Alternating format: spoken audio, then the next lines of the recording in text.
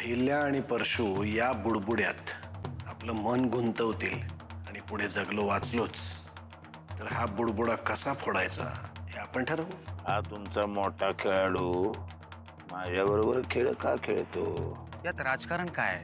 आयुष्यात कधी त्याला ओक पडलेले एक पैसा पण दिला नाही आणि एकदम आता अमेरिकन डॉलर तोंडावर फेकला. या घराचे काही नीती नियम आहेत, ते जर पाळता येत नसतील तर चालायला लाग.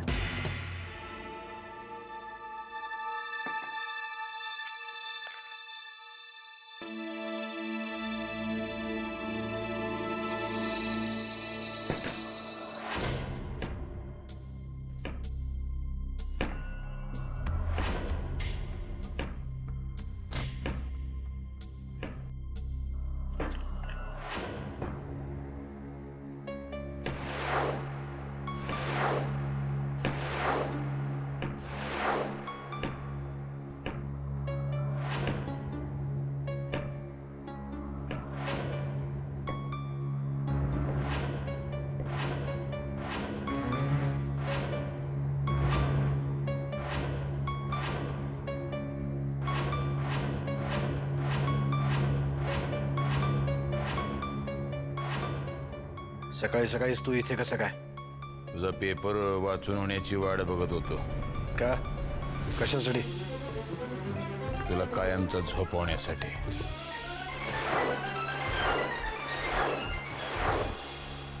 म्हणजे काल रात्री तुझा वारस म्हणून तू माझं नाव घोषित केलं, त्याचे आभार मानायचे होते. तुझं बोलणं काही सरळ नाहीये आज परशू. काय झालंय? काही नाही, निवडणुका आल्या तोंडावर. तू निवडणूक लढवणार, निवडून येणार, झालंच तर मुख्यमंत्री होणार, मग 5 वर्ष लोटणार. तोपर्यंत आम्ही आउटडेटेड, आमदार होता होता म्हातारे होणार. एवढी सहनशक्ती नाही आमच्यात. परशू, तुझ्या मनात काय आहे स्पष्ट बोल.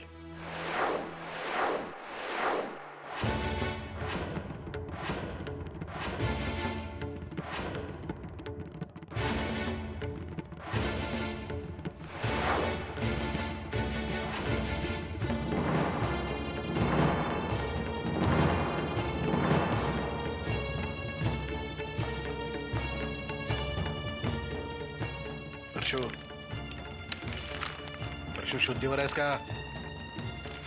काय करतोयस तू परशू? पिस्तूल खाली घे परशू.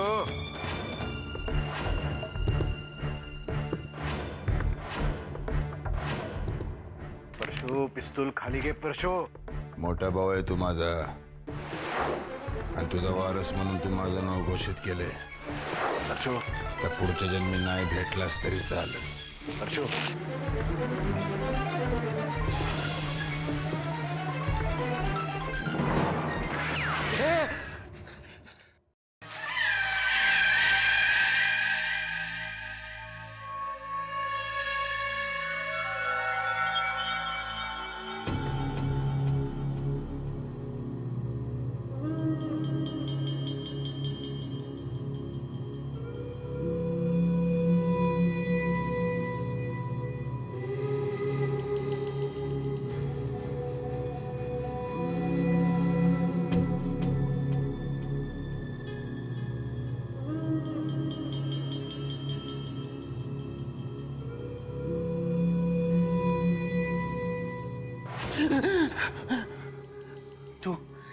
तू इथे काय करतोयस? काय करतोयस इथे? काही नाही दादा, तुझी माफी मागायला आलोय. तुला समजून घेण्यात लई चूक केली रे मी. बघ ना, तुझं माझ्यावर किती प्रेम आहे.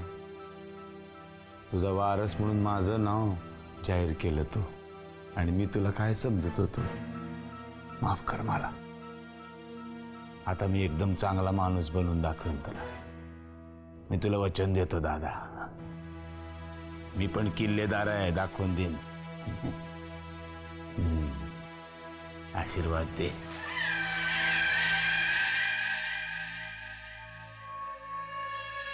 येतो. अरे देवा, घाम आला लय बरं. माफ कर माफ कर.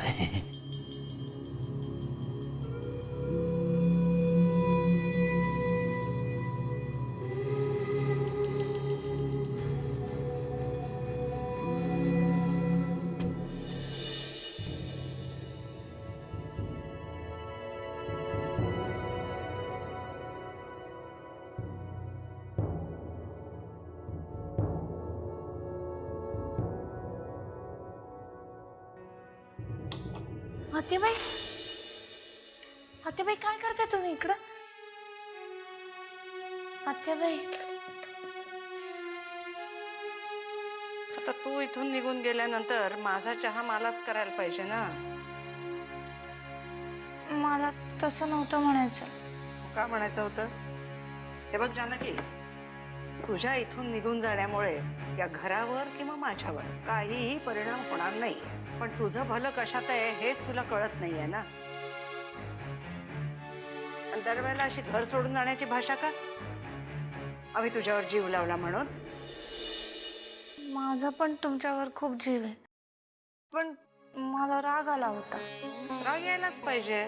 मला सुद्धा येतो. अहिल्याच्या दुप्पट रागीट आहे मी. पण तो राग कुठे व्यक्त करायचा हे कळायला नको का? नाही परत असा विचार करणार. त्यातच तुझं भलं आहे. अगं मलाही माहिती आहे राजन तुझा मित्र आहे, चांगला भला माणूस आहे, आब आहे त्याच्या वागण्यात. पण तुम्हा दोघांना एकत्र पाहणाऱ्या माणसाच्या डोळ्यात आब आहे का?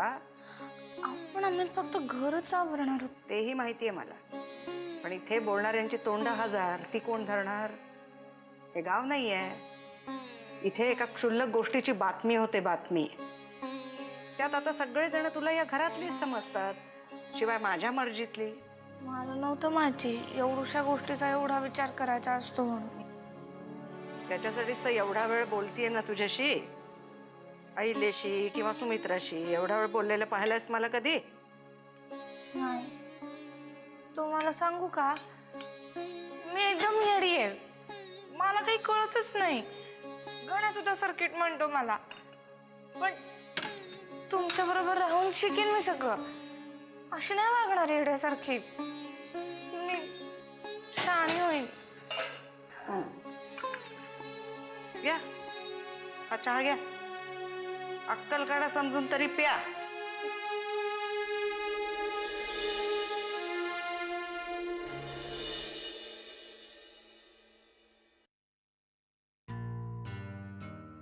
उठा.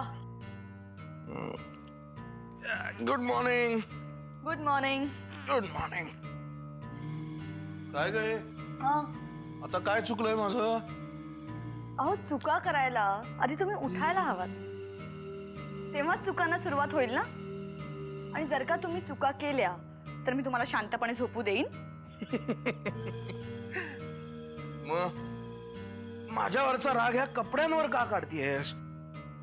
काय नाही, हे सगळे कपडे मी भांडीवाल्याला देऊन टाकणार आहे. बरी आहेस ना तू? हे कपडे भांडीवाल्याला द्यायचे का? कारण काय? परिस्थितीनुसार जसा माणूस बदलतो तसे कपडेही बदलले पाहिजे. अरे पण हे कपडे का बदलायचेत का? तुम्ही थोडे विसरभोळे आहात का? हा, कालच मोठ्या भाऊजींनी तुमच्या नावाची घोषणा केली आहे ना. हे बघा, तुम्ही आता सामान्य माणूस राहिला नाही आहात. 2-3 महिन्यातच तुम्ही आमदार वामनराव किल्लेदार म्हणून ओळखले जाल. त्यामुळे आता तुमचं वागणं, बोलणं, उठणं, बसणं सगळं बदलेल. बाहिल्या, दादानी माझं नाव जाहीर केलंय ते माझ्यावर असलेल्या प्रेमापोटी. त्याचा अर्थ असा नाही की लगेच मी गुडघ्याला बाशिंग बांधून राजकारणात जायचं. आणि हे कपडे घालायचे नाहीत. मग काय घालायचं? पांढरा शर्ट, पांढरी पॅन्ट, तेही खादीचे आणि स्टार्च केलेले. मूर्ख मूर्ख दिसेन मी त्याच्यात. माझे बाबा पण हेच घालायचे. बघ, आय मीन ते राजकारणीच होते ना. मग मी काही तुम्हाला पांढरा शर्ट आणि पांढरी पॅन्ट घालून क्रिकेट खेळायला पाठवणार नाहीये. विधानसभेची स्वप्न बघा आणि हे कारकुनासारखे कपडे घालणं ना आता बंद करा. हे बघा, मी एका ड्रेस डिझायनरला फोन केला. तो येईल आणि तुमचं वॉर्डरोब चेंज करेल. आपण ना एका पीएला सुद्धा अपॉइंट करूया आणि एक काही आठवड्यात आपण एक प्रेस कॉन्फरन्स घेऊया आणि मोठ्या भाऊजींना तुमच्या राजकारणातला प्रवेश ऑफिशियली डिक्लेअर करायला सांगूया. हे तर काहीच नाहीये. मी 12 महिन्यांचे 12 इव्हेंट्स प्लॅन केलेत. बस बस, मला राजकारणात जायचं नाहीये, कळलंय? हे बघा बघा, पण आपण नाही, आता कसलीच काळजी करायची नाही. अहो असं काय करताय? रमावती मतदारसंघ आता आपलाच, म्हणजे काय जणू काय मालकच म्हणा की मला. हा उद्या या, मुंबईला या. हो काय काळजी करू नका. 2 लाख काय 4 लाख काय 10 लाख पर्यंत माफ करून टाकू कर्ज तुमचं. होय. हा नाही नाही नाही, तुम्ही मला नैवेद्य दाखवा, परशुराम तुमच्यावर प्रसन्न होईल. हे बाबा, हे बघ, नरसिंहरावांचं राज्य गेलं, आता परशुरामाचं राज्य आलंय. त्यांची कामाची पद्धत वेगळी, माझी पद्धत वेगळी. माझा हप्ता मला मिळाला पाहिजे. हा चल ठेव रे, ठेव. चल, तर हे मोबाईलचं बिल पण तुझ्याकडनं वसूल करीन. चल ठेव. काय करता काय तुम्ही? हा, अशा परिस्थितीमध्ये काम नाही करायची बाई. राणी तुमची सोबती नाही ना ती जानकी, तिला सांगायची काम. नेहमी तीच करते. आता थोडी कामात आहे ना ती, म्हणून मी घेऊन आले. असं. आणि आता माझे पण लाड करायचे नाहीत, मी करणार उलटे तुमचे लाड. तिच्या आईला लाजलं. बरं ऐका ना, काय? मी आपल्या बाळाची काही नावं काढली आहेत, ऐकता का? ऐकूया. इथे नको, लोक पण ऐकतील. कोपऱ्यात जाऊ, खोलीत गुलू गुलू बोलू. डंग डंग डंग डंग डंग. आता आम्ही पोहे खातो. मॅडम तुम्ही नाव सांगा. पहिलं नाव आहे प्रताप. परशुरामाचा प्रताप. हो. येडीचा खुळी आहे तू.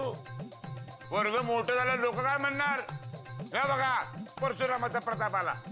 अरे लोकांना नावं ठेवायला जागा ठेवायची नाही, असं पोराचं नाव पाहिजे. बरोबर आहे. बोल, पुढचं नाव बोल. दुसरं नाव आहे पवित्र. एका अपवित्र बापाचा पोरगा पवित्र. लोक काय म्हणणार? पवित्र परशुराम किल्लेदार. मला स्वतःलाच ऐकायला घाण वाटते. बरं जाऊ दे, नको पवित्र नको. मी अजून सुचवते. हा, दुसरं. हा, आपण देवांशू ठेवूया का? नको, मी सहजच सुचवलं होतं. मग यज्ञ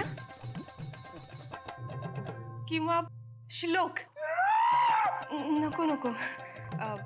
हा, आपण उद्गार ठेवूया का नाव? तू काय अँटिक पीस शोधून काढते? परशुराम किल्लेदाराचं पोर आहे ना ते. मग नाव कसं पाहिजे? दमदार नाव पाहिजे एकदम. पुढचं नाव बोल. माझ्या बाबांनी किती प्रेमाने ही नावं पाठवली होती. नाही ना राणी, तुझा बाबा आहे ना? आहे. तुझे बाबा आहेत ना, ते आहेत पुजारी, आहे की नाही? मग ते पोती आणि पुराणातलीच नावं सुचणार त्यांना. तसं नाही मुळमुळीत नाव पाहिजे. परशुराम किल्लेदाराचं आहे, किल्लेदार घराण्याच्या वारसाचं नाव कसं पाहिजे? दमदार. एवढं तोऱ्यात बोलताय ना तुम्ही, जसं काही नावांचा अभ्यासच केलाय खूप. एवढं असेल तर तुम्हीच सुचवा ना एखादं दमदार नाव. हा, सुचवतो. आलं. आपल्या पोराचं नाव असेल विक्रमादित्य. कोणदित्य? विक्रमादित्य. विक्रमादित्य परशुराम किल्लेदार. कसं झाक नाव आहे एकदम. आता रस्त्यावरनं चालत यायला लागला की नाही, नुसती गावकऱ्यांची धावपळ झाली पाहिजे. चला चला चला चला कापली पाहिजे पोरं. आपल्या पोराला काय मवाली बनवायचंय का? अरे बनवायची गरज काय आहेस, ते माझं पोरग आहे.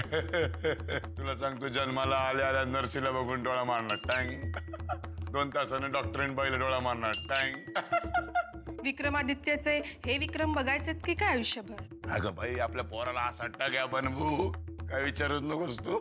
गावातल्या पोरी बाळींची धावाधाव झाली पाहिजे. आणि आपल्याला मुलगी झाली तर? आणि आपल्याला मुलगी झाली तर? अगं राणी, मुलगी नाही, मुलीचं नाव पण नाही घ्यायचं, मुलगाच होणार.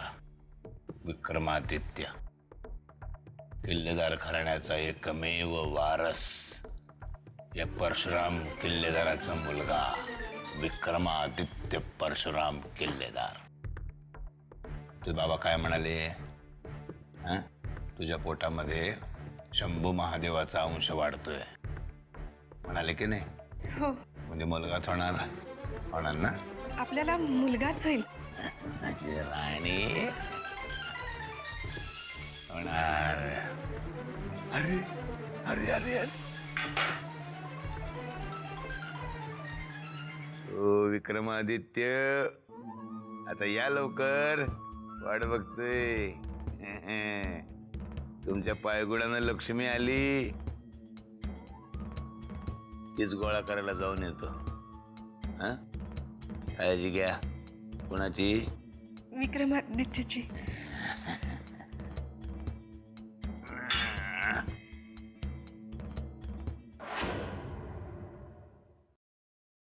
तुम्ही नका एवढा विचार करू आत्याबाई. माझा निर्णय असा चुकणार नाही. तुम्ही लाख विचार करून निर्णय घेतला असेल वाकनीस, पण राजन आणि जानकी यांचं वयच वेड आहे. चौकटी झुगारून देणं एवढंच ठाऊक असतं या वयात. तुम्हाला काय म्हणायचं आत्याबाई?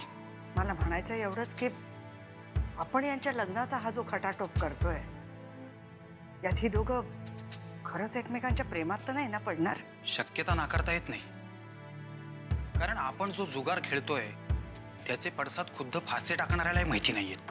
पण आपल्याला एवढं अंधारात राहून चालणार नाहीये. माझं सगळ्याच गोष्टींवर बारीक लक्ष आहे. वेळ पडलीच तर ठरलेल्या गोष्टींना बगल देऊन आपण नवे निर्णय घेऊ शकतो. काय करायचं ते लवकर करा, वेळ फार कमी राहिलाय. होय साहेब.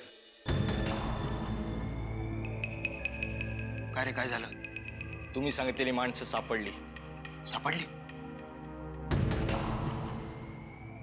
कुठे? बरोबरच घेऊन आलोय.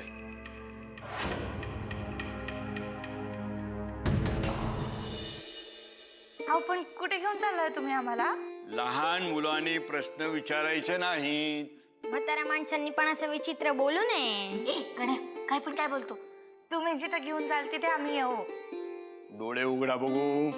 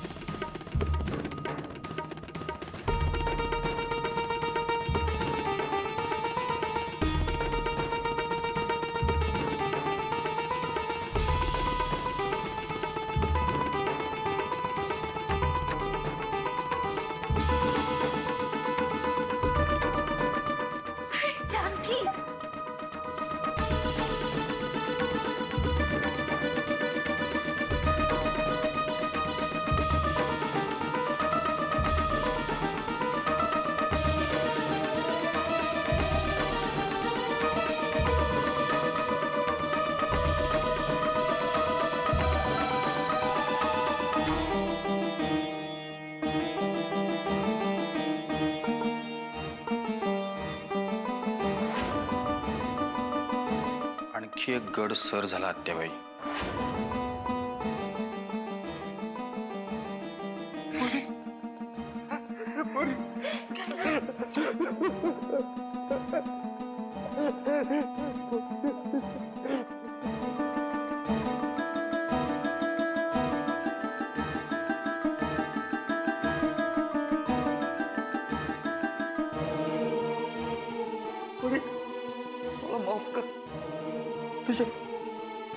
या लाचार बापाकडं दुसरा कोणता बी मार्ग नव्हता. असं नका बोलत बाबा. मला कुठले कष्ट भोगायला लागू नयेत म्हणून तुम्ही मला इकडे सोडून गेला. मला माहितीये आता आपण एकत्रच राहायचं कायम.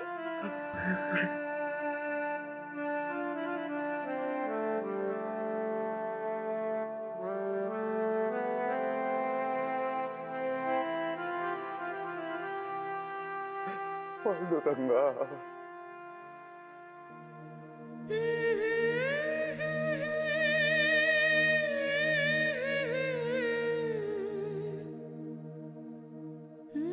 आत्याबाई,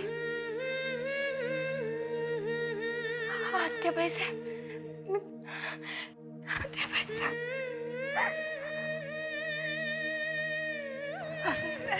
अगं काय करतेस?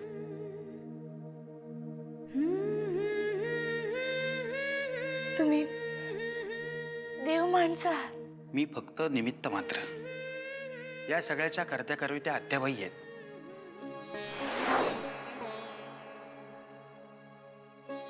तुम्हा माणसांसाठी आयुष्यभर चंदनासारखं झिजलो तरी बी तुमचे उपकार फिटायचे नाहीत. अहो का लाजवताय आम्हाला?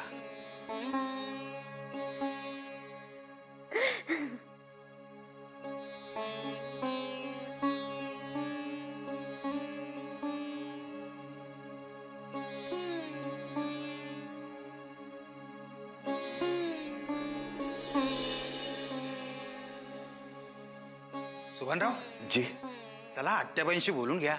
होय